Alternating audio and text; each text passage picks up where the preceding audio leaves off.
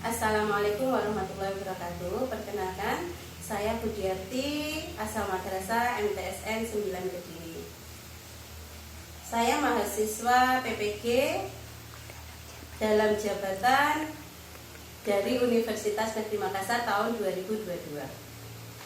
Di sini saya akan mewawancarai narasumber. Nama lengkap Bapak Saiful Ali, Sarjana Agama, MPhil I. Tempat tanggal lahir Kediri 29 Desember 1978. Pendidikan terakhir S2 UIN Sunan Ampel Surabaya. Jabatan Ketua FK MGMP MTS Kabupaten Kediri.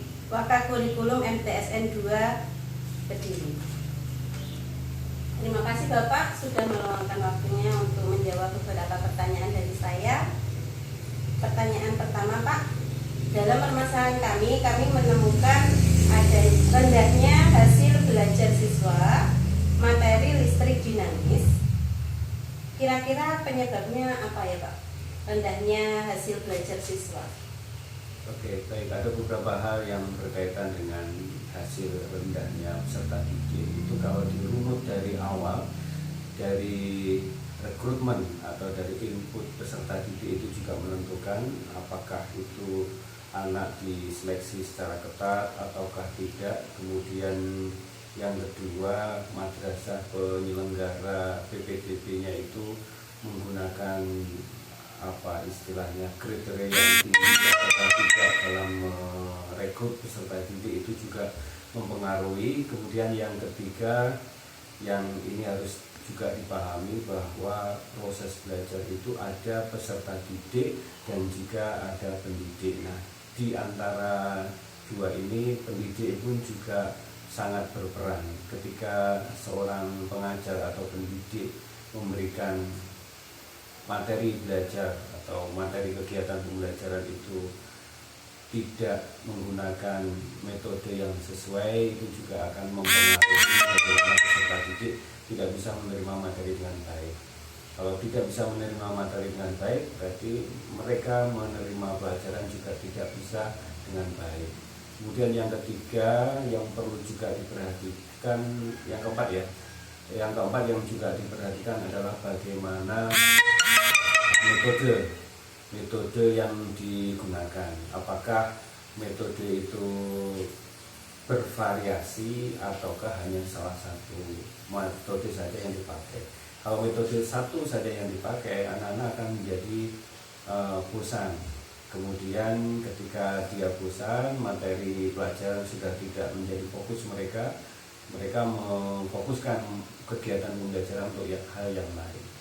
Kemudian yang berikutnya, yang kelima, barangkali sarana prasarana itu juga harus diperhatikan. Bisa jadi madrasah membutuhkan teknologi, madrasah membutuhkan alat untuk pengembangan materi pelajaran itu, sehingga anak-anak bisa nyaman dan bisa menerima pelajaran apabila ada tambahan sarana prasarana. Yang keenam yang mungkin juga diperhatikan bahwa bagaimana satu peserta didik dengan peserta didik yang lain itu pun juga sangat mewarnai ketika mereka belajar. Apabila dalam sebuah kelas itu ada peserta didik yang memiliki kemampuan tinggi sekitar 3 atau 4 orang, itu mereka bisa diajak untuk membantu menyampaikan materi pelajaran, sehingga peserta didik nanti bisa terbantukan dengan mereka diadakan semacam tutor sebaya. Oh iya. Di sini juga saya mengalami masalah, Pak, tentang rendahnya minat membaca siswa untuk materi listrik dinamis.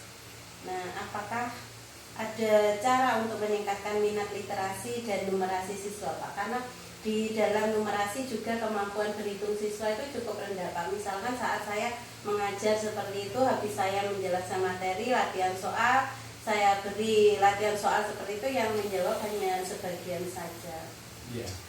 Yang terpenting sebetulnya makanya yang sekarang diadopsi oleh kurikulum Merdeka adalah sebelum kita melaksanakan kegiatan pembelajaran, kita tunjukkan kepada peserta didik, kalau saya belajar ini, saya dapat apa. Nah, itu diberikan ketika pelaksanaan apersepsi dan menyampaikan tujuan pembelajaran, sehingga ketika anak-anak paham kalau saya belajar ini nanti saya bisa begini, nah itu bisa menarik minat anak. Oh, kalau nanti saya belajar seperti itu, saya kan bisa seperti ini, bisa seperti ini. Nah, itu nanti akan dapat membantu bagaimana peserta didik mengembangkan literasi dan numerasinya. Jadi paling inti adalah kita harus sampaikan tujuan pembelajaran, dan ketika peserta didik mampu dalam hal ini, dalam kegiatan pembelajaran ini, maka dia ketika paham suatu saat dia pasti menganggap ini penting bagi kehidupan dia. Kalau penting, maka dia akan fokus dari kegiatan pembelajaran itu. Jadi dimotivasi dulu ya Pak ya. Yeah. Gitu. Terus di sini saya juga menemui tentang siswa yang mengalami kesulitan belajar slow learner Pak. Jadi anak itu sudah dijelaskan berkali-kali, tetapi susah untuk memahaminya.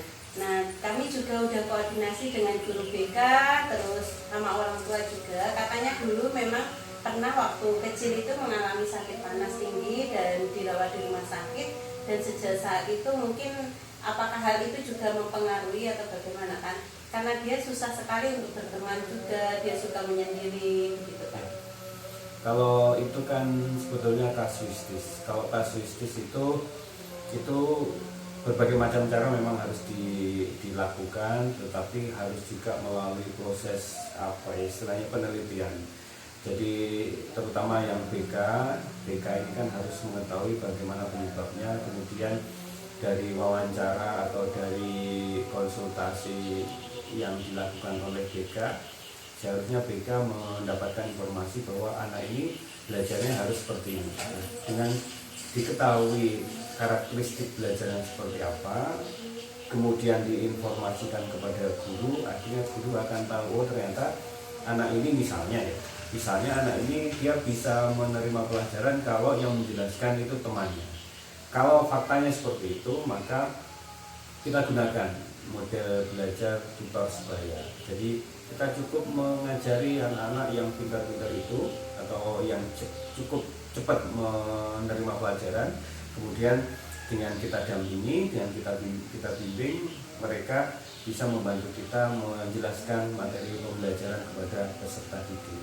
Barangkali bisa seperti itu.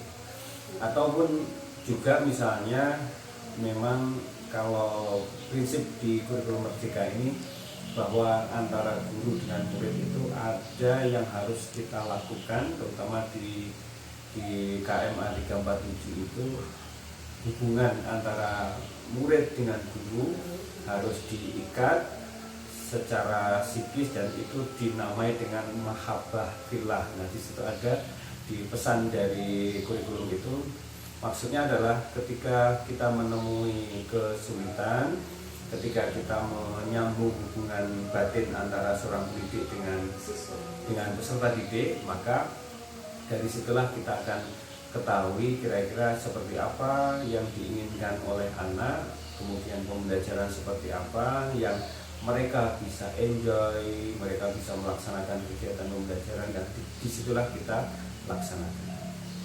Ya, Pak.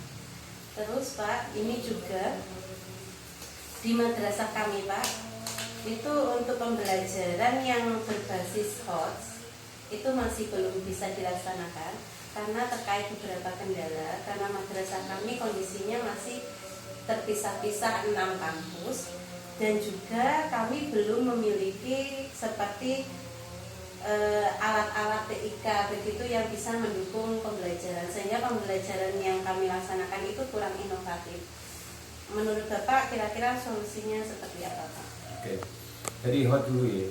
HOT, High Order Thinking Skill, itu memang arahan untuk kita memberikan soal dengan supaya peserta didik itu menggunakan pikirannya dalam rangka menerima kegiatan pembelajaran atau menyelesaikan soal. Jadi bukan soal yang hanya menanyakan apa, siapa, dan lain sebagainya, tapi bagaimana pola pikir mereka bisa kita kembangkan. Nah, terkait dengan sarana dan prasarana dengan madrasah yang minim sarana, saya kira itu bisa kita siasati. Sekarang sudah mulai ada kegiatan pembelajaran yang menggunakan platform digital, maka itu bisa digunakan. Jadi tidak harus melalui teknologi informasi yang harus diadakan oleh madrasah. Kalau anak-anak punya HP, kemudian kita pandu, saya kira itu sudah cukup untuk menyelesaikan persoalan anak yang kebutuhan teknologi. Ya, Pak. Terima kasih atas waktu yang diberikan kepada saya, Pak. Kami cuma bisa mendoakan semoga Bapak selalu sehat. Terima kasih atas ilmunya, Pak.